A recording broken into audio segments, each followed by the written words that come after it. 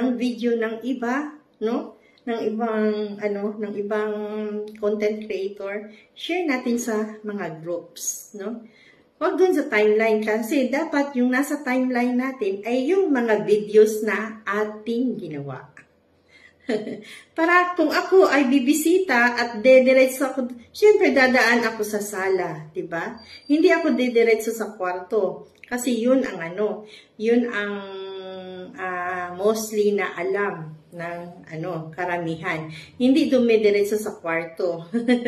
So dadaan sa sala. Pagdaan sa sala, hindi sa iyo yung mga nandoon sa sala eh.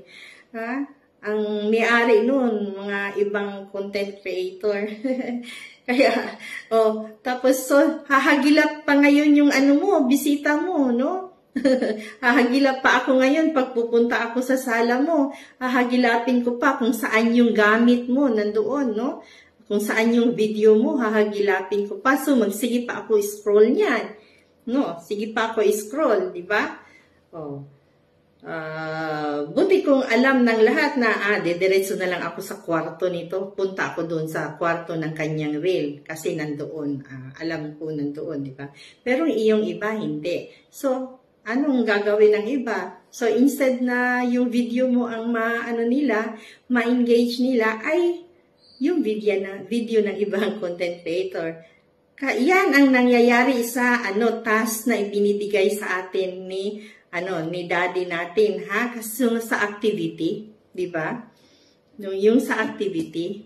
Kasi sa activity, pinapupunta tayo sa mga longer video ng creator na naging top fan tayo. Ngayon, pag wala kang ang content na nandoon, kasi ano yung nandoon sa ibabaw, no?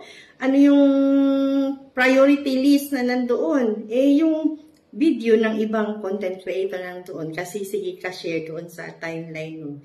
So, yun ang na-engage, no? Gaya ko kanina, yung dalawa yung ibinigay sa akin na task kanina ni daddy, no? Ng daddy natin, no? Binigyan tayo ng task. So, yun, una, binigyan ako ng top fan, no? So, inaccept ko. Pumasok ako doon dumiretso ako doon sa kwarto ng kanyang reel video.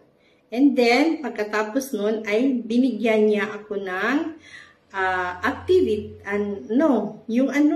ang second na ibinigay niya sa akin ay yung itatag natin yung content creator na naging top fan tayo. Additional yun siya, no? Wala yan siya noon, pero ngayon meron na dagdag. So, pupost mo yun sa ipopost mo yun sa wall mo.